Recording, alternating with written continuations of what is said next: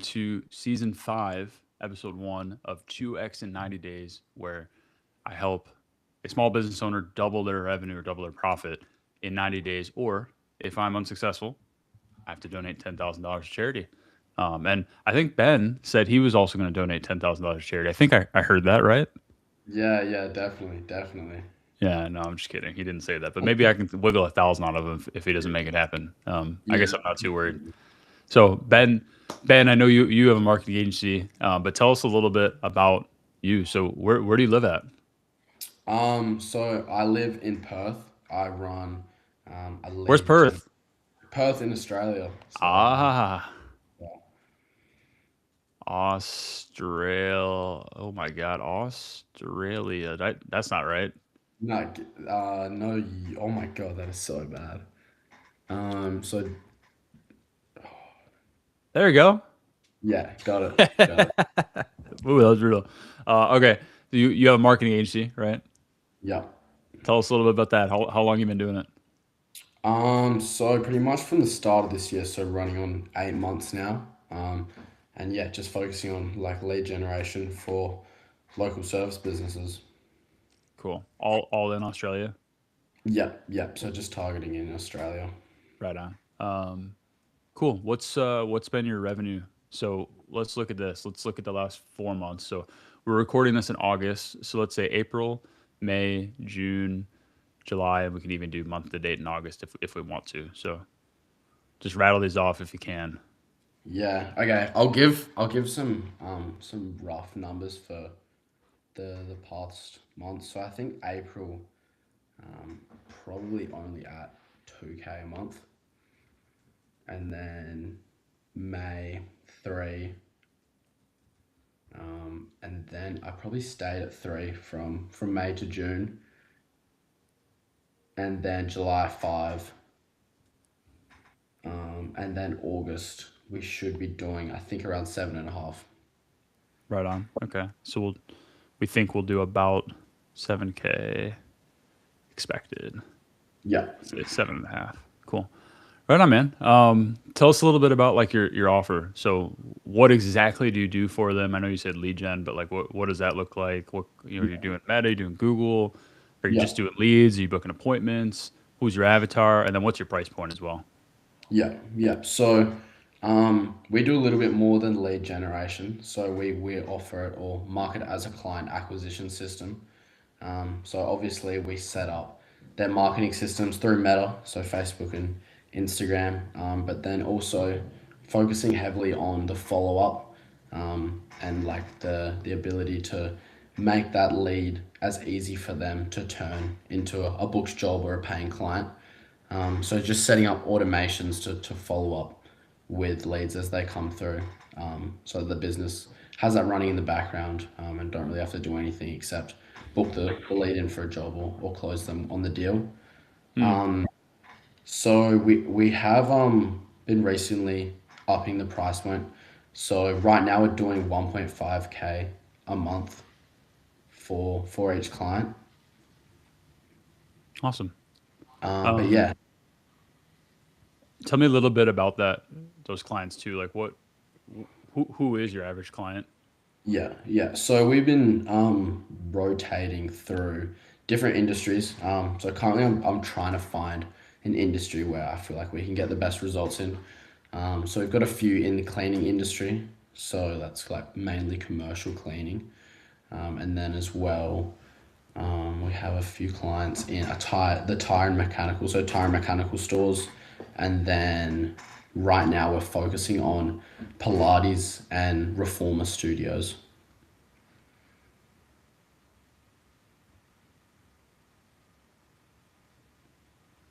Right on. Cool. How many current clients do you have? So right now we have 9 current clients. Awesome. So out of those clients, we got 7 on a retainer, and 2 of them are kind of in the middle, like of negotiations where we had a guarantee at the start of our contract and we weren't able to hit the guarantee within the first month. So right now we're basically working for them for free. Got it. Okay, cool. Well, right on. I mean, you're doing right by them, which is good. So, okay. Skipping ahead just a little bit, what do you think the biggest constraint is in your business? Right now, I feel like I've dialed down a lot on sales, um, and fulfillment in areas that I feel like I can get good results for. It's just getting the right amount of leads. So I don't feel like I'm getting a high enough volume of leads coming through in the industry that I feel confident working in. Yeah, and this would be for your customers, not for yourself, right? So no, get no. I feel for me, um, I can get leads for my customers if so. Right now, I'm in three different niches. One of those niches, which is cleaning, I've got a few clients in. I'm not confident in getting them results, um, but I can get a large amount of leads myself for cleaning businesses. But then the other two niches, which is tire and mechanical stores, and then the reformer Pilates studios, I can get them good results, and I'm very confident that I can fulfill for them. But I struggle getting lead flow of those business owners coming to me. Got it. Okay, so for the businesses that there's almost like a mismatch here, right? So hang on. So there's tire reformer, and then cleaning, Yeah, and you feel yeah, like it's harder to get them results. yeah, Okay, but then so this would be fulfillment, and then for uh, our lead gen, um, easier to get cleaning clients basically, yeah, and then harder to get the other two. yeah. Got it. Okay. Yeah, it'd be easy if it'd be nice if we just had one that was easy across the board, right? Yeah, yeah. So that's what I'm trying to do. I'm trying to just find one that fits, and then I'll just Yeah. be able to stick to that one. Right on. Okay. Cool. So this this business is, marketing agencies are interesting. So I'm just going to cover one thing really quick. So there's six part of business, and this is kind of good for everybody. So there's lead generation.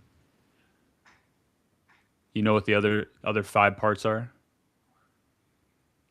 I'm sure sales is in there somewhere. Yeah. Okay. So here, let's do this. So there's gonna be six of these suckers. I'm gonna put them in order of how they go. So sales goes right here. What else? Fulfillment. Fulfillment goes right here. Yeah, good. Um, nah, you're gonna have to give me some hints. I'm Yeah. sure So I'm thinking of them. what do we need to do to take a cold lead to somebody who's ready to be made a sales offer to? Like warm them up, nurture the Yeah. lead. Yep. Lead nurture. Good. Um, these two are a little harder. So this one's gonna be resell retention. So for you, this is gonna be more retention, Yeah. as well as referrals. And then this one is operations, which, in 2026 is becoming a lot of things. It used to just be like HR and connecting things. Now it's like AI, and ops is actually becoming a pretty big category. So um, the cool thing about your business is your fulfillment is honestly a lot of lead generation and lead nurture. So it's like by getting good at your own lead generation and lead nurture, it actually forces you to be good at your fulfillment as well, and it creates a bit of a flywheel. So that's actually I love that about marketing agencies. It's one of my favorite parts. It's why I've had one for a long time. Um, okay, so I'm gonna start like a list of constraints, open loops. We're gonna need to find a niche that we can fulfill well for. So that's like number one. We need to figure out what that is going to be. Um, Tell me a little bit now about your own lead generation. So I know you said I think you're running meta ads for your own leads, correct? Yeah, yeah. About how much are you spending per month on ads? Um, so probably I'm doing about 20 to 30 a day. So what's that like? 600 to 900. Yeah, 600 to 900 a month. And about how many new customers are you pulling out of that each month? So this month we did three, and Okay. we just upped the ad spend. So right now we're doing 25. So yeah. Yeah. Okay. How many sales calls do you typically book out of that? Um, Throughout the week, are you talking about so like each person, Say that again. I'm sorry, my dog just came in here and like barked at me. each independent person? Yeah. So here, let's do this. Let's draw out your funnel because I think this will help us. Yeah. Um, so you run an ad. We'll zoom in here for a second. So you run an ad. Great. Then what is when you run an ad, are you collecting name, email, phone number? You running lead forms? You run a VSL? What's our funnel Yeah. strategy? So lead form, Okay. and I think we're running like just two qualifying questions, and Okay. pretty indirect. So nothing specific about like revenue or anything. I just want to kind of know what I'm coming up against when I ring them up.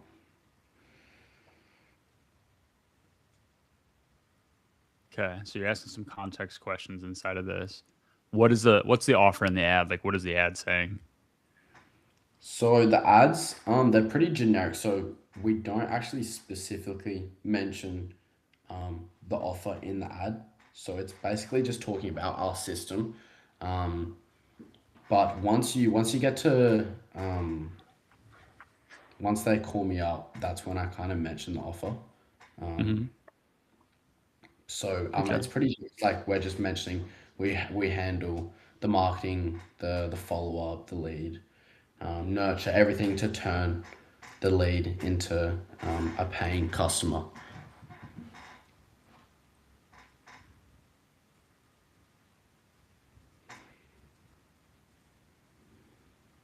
Okay. Great. Then so we get some of that. Then when they fill out that lead form, what happens next? Like where do we redirect them to? So it goes straight. Once they fill the lead form, it pushes them to book a call. So that's booking the first call, which is what we call the discovery call. Um, to be honest, like it's a pretty low percent of people that would be booking. I'd probably say that one out of every five would be actually booking the call straight from the lead form. Okay. About 20%, you said? Yeah, probably. Yeah. Okay.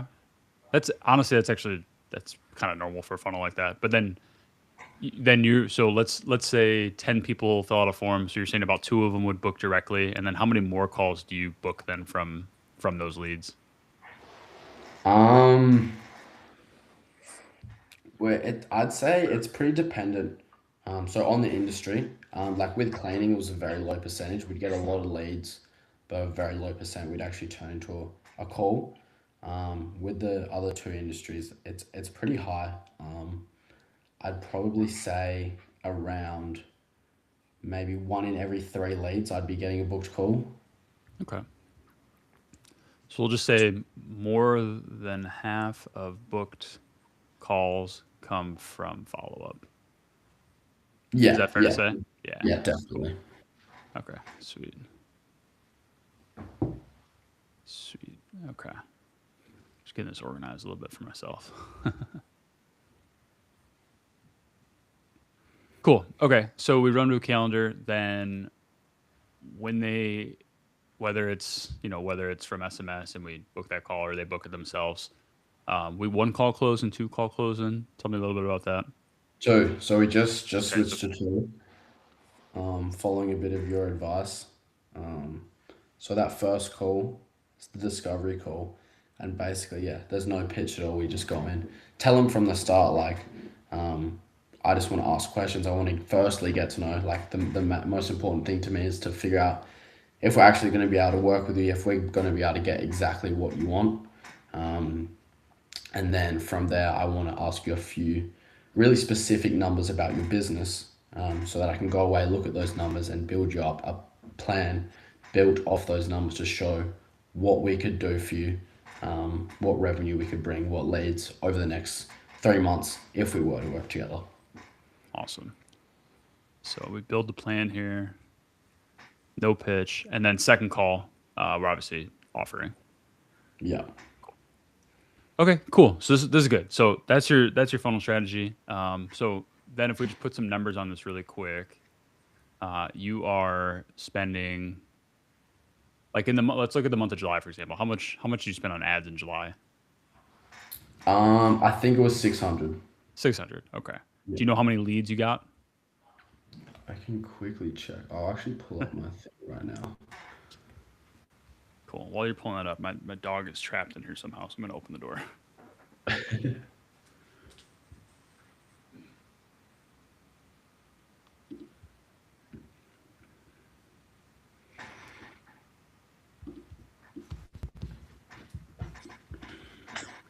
Okay.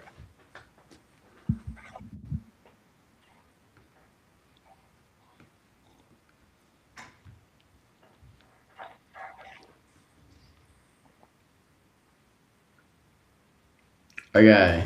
July was actually it was 540 in ad spend actually. Okay. 540. How many leads? We got 72. 72. Okay. How many calls did you book that month? 47. 47. Holy cow. That's crazy. That's a How bit many higher. live first calls did you, how many live calls did you have? 'Cause I know What you just, how many showed up? yeah. Um, yeah, only 16. So, oh yeah, 16. 16. Okay. That's yeah. Cool. And then we ended up with 3 units. So we'll just do this really quick. We'll copy this sucker.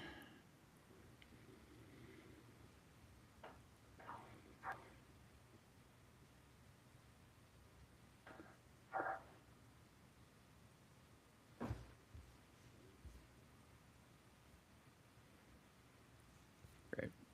Okay. So and just looking at these numbers really quick, I want to kind of break down, just make sure there's no constraints here. At first glance, it doesn't look like it, but it's always worth checking. So this implies we're getting about, I think, what is this, 750 a lead?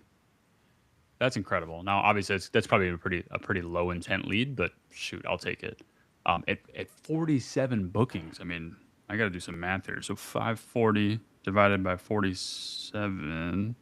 Holy crap! Yeah, that's 11 1150 per book call. 1149 per book call. I mean, that's like borderline stupid.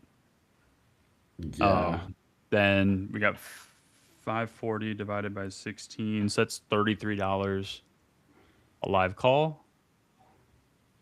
And then 3 units of 540 divided by 3, it's $180 cost per acquisition. So guess what? This is not your constraint. If you have no other constraints, what I would say is, hey brother, just go spend more on ads. That's your constraint. Yeah. Okay. Okay, so let's go back to our notes now. So I actually am going to put that in on the constraints, which is spend more on ads because we have $180 cost per acquisition. Right on. Okay, so I think this is good here. So we'll do a little check mark.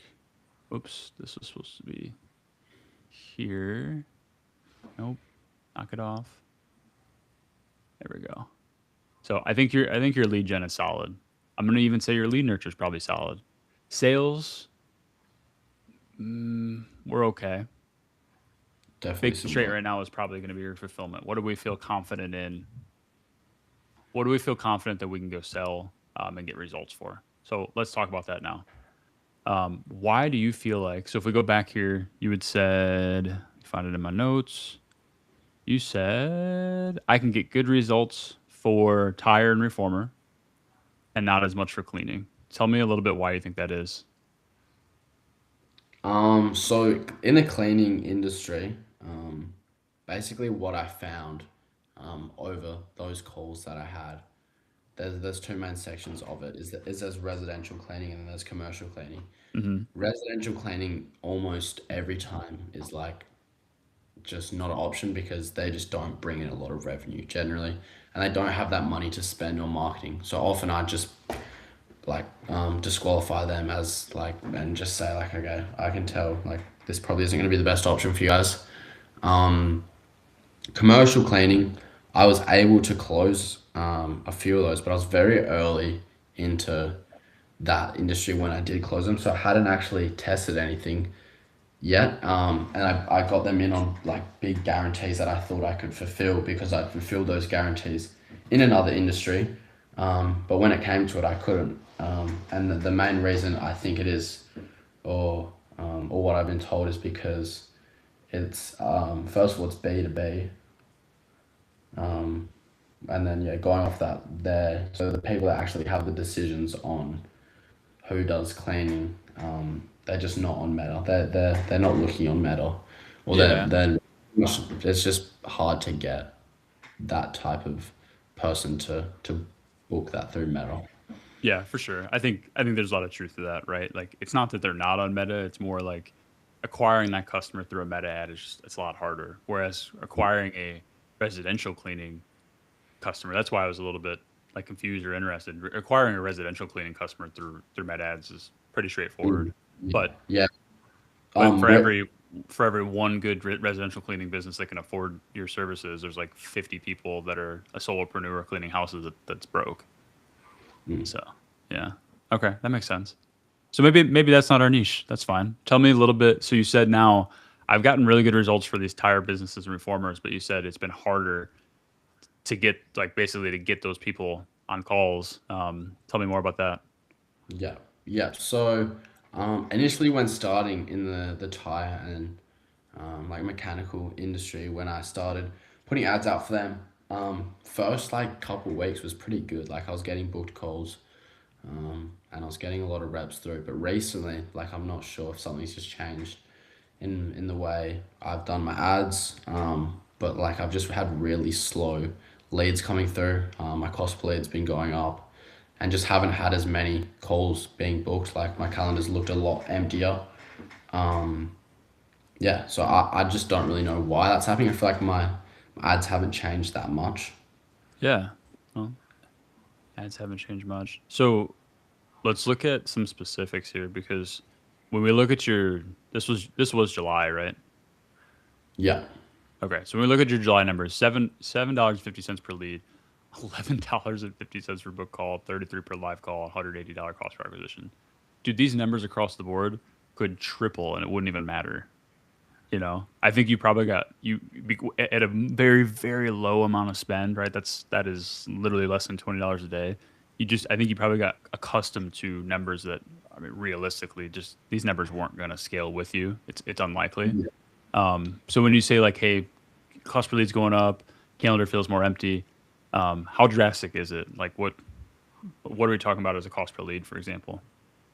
I just had it up before. Um, so I was getting them before. What was it? $7. Hmm. So yeah, I was like happy. And I would often think that I would get concerned, if it went above like 10, $15.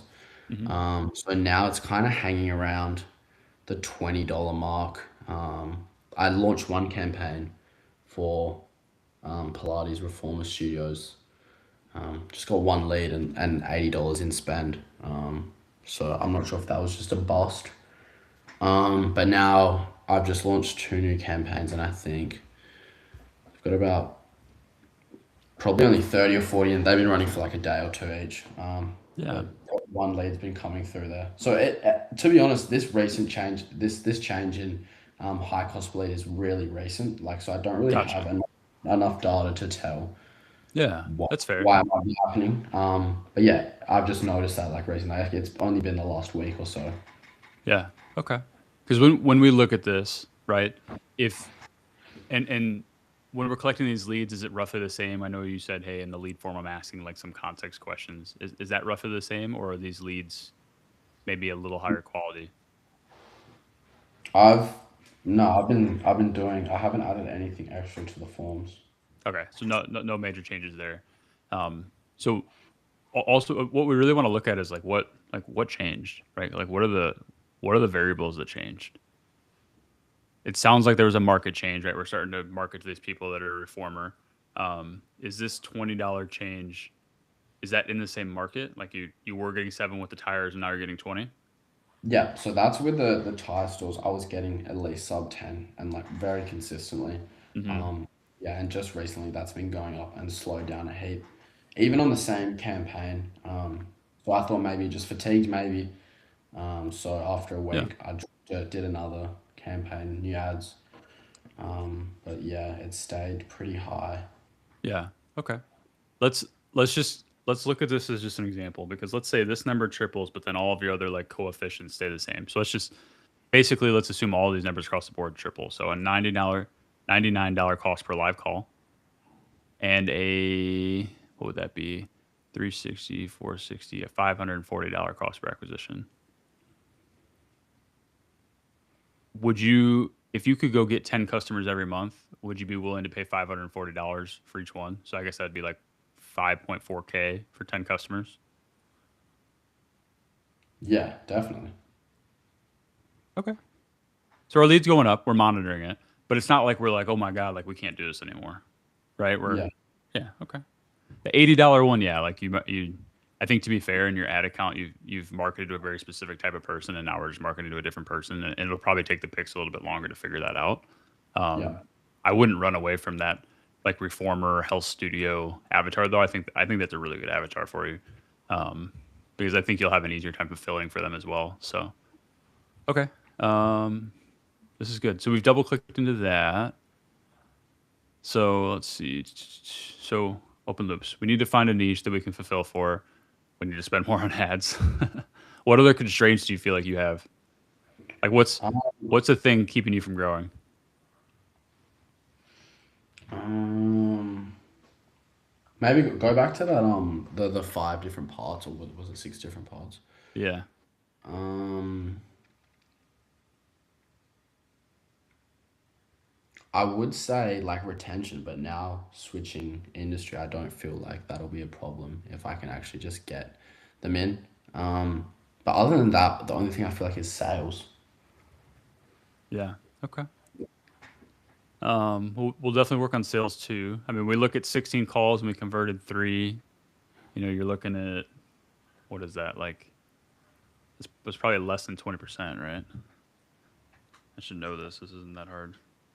Let's see. Yeah, 16 I divided think it's by supposed to three. be. Oops. 3 divided by 16. There we go. Yeah, it's almost 19%. So, yeah, it's not great. I mean, the thing is though, when you're getting these like super low cost leads and that low of a cost per book call, it's you're not there's really no friction on the front end, so your closing percentage will be lower, right? Imagine now if you're talking to people where there's been all this friction, they filled out this application, they've jumped through all these hoops to get in this call. Like, yeah, I expect your closing percentage to go up. So I wouldn't worry about a 20% closing percentage in a funnel like this. Um, but yeah, I mean, I'm sure there's room for growth there, of course. So okay, Yeah, something that I probably should have gone over earlier, we kind of skipped, but in this series, obviously we talk about doubling, your revenue, and really it should be your profit, but it's just sexier to talk about revenue, to be honest. yeah. So we talked about doubling that. So let's say last month you were at 5K. So I mean, really, that's just getting you to 10K. What are your actual goals though? Like, what do you want? From this business. Yeah, or in just in general, like what do you want to grow this business? Is this like the thing you see doing for a while? If it is this business, how much revenue do you actually want to make? When do you want to make it by? Like, what are your goals? Well, like first of all, I just want to get really good at the actual skill of marketing. So like that's like my main idea behind it. And I feel like if I can get good at that, a lot of things will come following. So I just want to know, like, I want to be able to know, okay, if I do end up moving into another area or another area of business and I have a product or a service and I want to be able to market, I'm going to know how to do it exactly. But with this business, like, yeah, I definitely see it like long term. I want to build it into something with a team.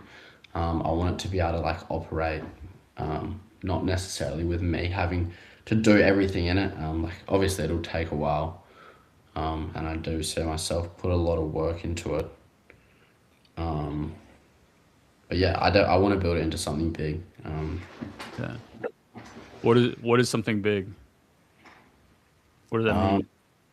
like just probably a large like clientele. Like I want to operate um, not as well like with high volume, but I want to work with like big clients, so big businesses that are going to obviously be doing big ad spend and big numbers, but I want to be able to get them results and keep those clients for a long period of time to where I point like I am getting a lot of referrals and that is doing a lot for me.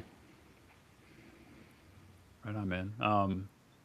So like, big clients, big ad spend, big numbers. Let's see if we can get specific now. Like, what is a big business? Like, how big is that? I don't know, pretty big. I'm okay. Is that Nah, um, I don't know. I don't really know. I don't know how far you can take a business like this. I'd want to like take it to I want to see how far I can take it. I know yeah, you'd probably know, but definitely like I want to be doing as much revenue as I can. I want to be building up teams. Um, I don't have as much a long term goal for the business with like a specific number. If that's what you're asking, yeah, like to be honest, I've only looked short term, like a year ahead. Um, but yeah, yeah. yeah. I think the I, reason why I'm kind of double clicking into this is interesting, and I see this a lot with like younger people too. Our brains really overestimate how much we can do in a short period of time, but then they severely underestimate what we can do in a long period of time. mm, Right. So that's why I'm always trying to make sure that I have a bit of a vision for the next year, 5 years, 10 years, just so that I'm basically like creating a north star that I'm working towards. Because otherwise, we sit here in our heads and we're like, yeah, I want to have a big business in the next year.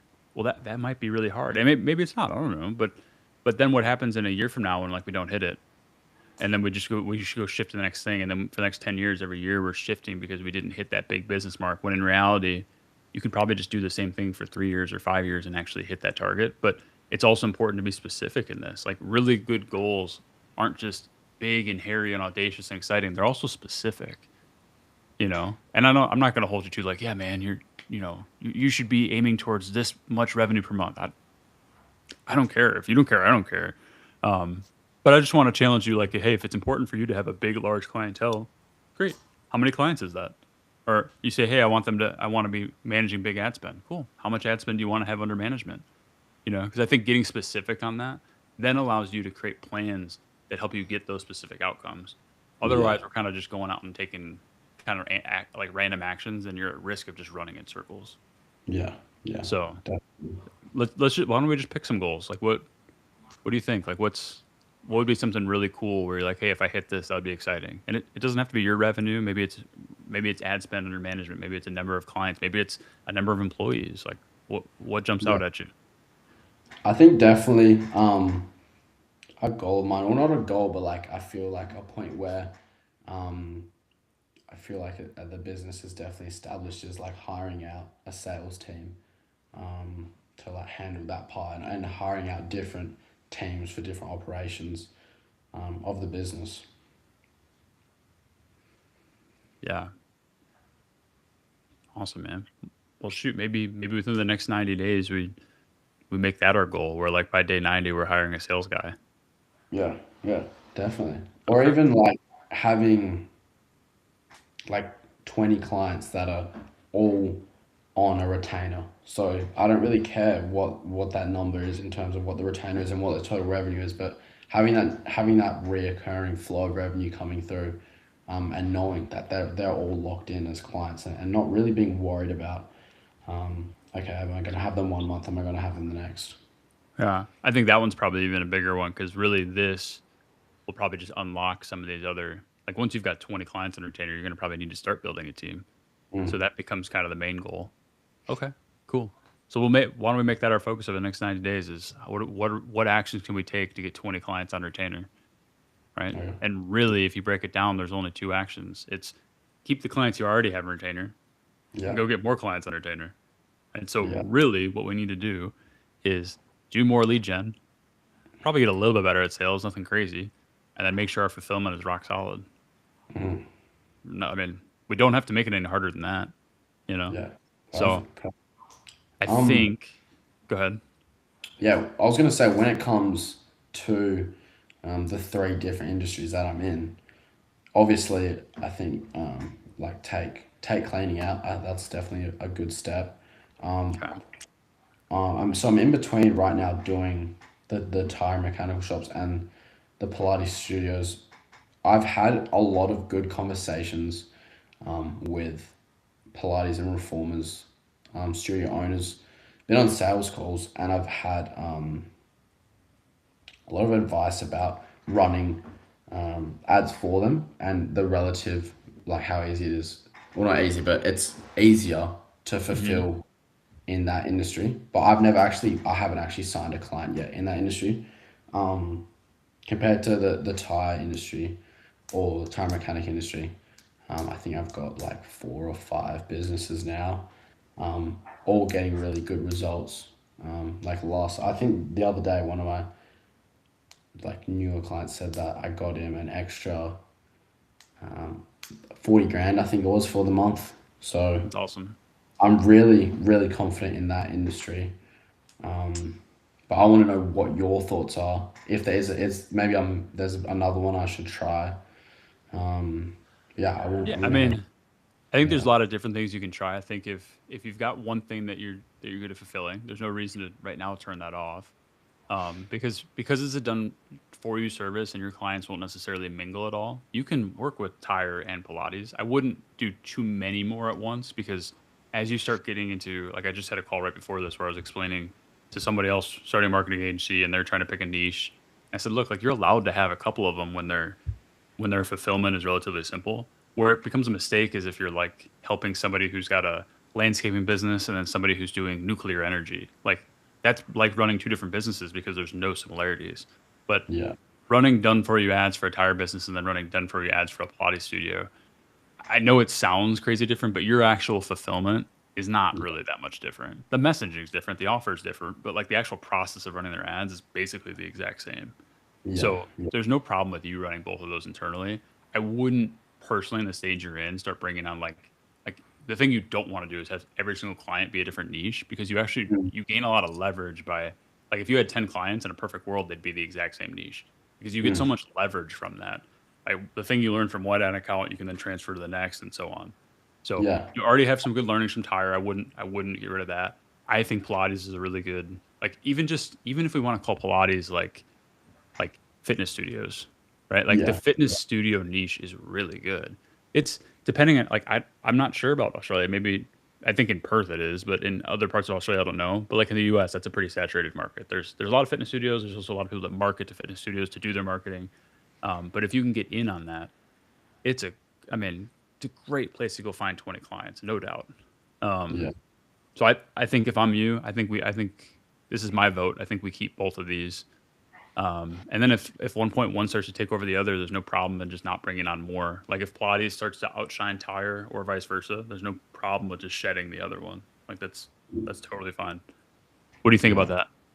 Yeah, I think off what you said, like having one industry and doing the most in one industry, it gives you a lot of leverage, not only like being able to know what to do and kind of copying the strategy over from business to business, but like especially in like the lead nurture sales calls, you know exactly what's going on in that Mm-hmm. industry. So like, when they're asking you industry specific terms, you know what they're talking about because you've had the reps talking to other businesses owners and like that's what I found when I was doing a lot of sales calls with cleaning businesses. Like over time, I eventually just out of listening and kind of talking to these owners, I knew what was going on in the industry. I knew all these terms so that Mm-hmm. I sounded more professional. I kind of sounded like I knew more what I was doing. So I think, yeah, definitely trying to stick to I think a minimal amount would be good and not branching out too much, just so I know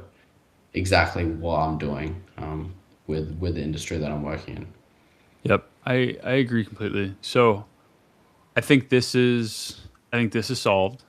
Um, Dude, honestly, I think as we kind of wrap this up, I think your homework before our next meeting is going to be this: go launch more ads. And there's really two things you can do here. You can either, oops, spend more on current ads or spend more with new ads. But you should go spend more on ads. Yeah, You've got a great thing going. I think right now reinvesting some of that into just getting more customers is the best thing you can do. yeah. Okay. Um, I have one question on that. So, Yeah, like I said in the ads, it's pretty generic, like what I'm actually saying in ads. Do you think I should be specific with what I'm actually offering to these always. businesses? So should I tell them? I think I might. That's what I was thinking today. Like redo, especially some videos, just saying like, I'm gonna make this custom plan for you, show you exactly what we do, how we do it. Should I just explain that in the ad for them? The more specific you can be, the better. Okay. That's always true. Like even without seeing the ad, even without knowing that much context right now, like the more specific, the better. The Yeah. more specific and the more plain you can be, right? Especially when you're running meta ads. It's interruption based marketing. So people are going about their day, they're scrolling through social media. When they stop and see your ad, they might have no context on you. They might not know you. They might not like you. They might not trust you. But if you can just explain to them very clearly, hey, you have this problem, I have this solution. If you want it, take this action. If you can transfer that to them, your ad will do well. Where people get off the rails is when they just try to do too much, Yeah. or they're Yeah. not specifically talking to somebody and they're just kind of saying general statements. Yeah, So yeah. I think that could be the problem. I just launched with the ads I just launched. Like I wrote the scripts. I kind of look back at it now and I was a bit of a hurry filming it. And like I just looked back and I was like, damn, I just should have taken longer and focused on what I was actually doing because now I've got the ads up. Um, and like it's just it's just very generic. You'd see it everywhere. So it's not nothing yeah, that's gonna make them click. So I think I'll go back, redo that, turn up the ad spend, and then see how I go. yeah, cool. Okay, that's your homework. Homework's gonna be light this week. This is gonna be the easiest week of homework you have, so enjoy that. Oh, Starting, yeah, starting next week, we'll start diving into more specifics. Do me a favor on the next call too. Maybe have your ad account pulled up because I might have you share your screen some too. Cool. yeah. Okay, great. All right, brother. Thanks for being here. Go spend some more money. I will. All right. Have a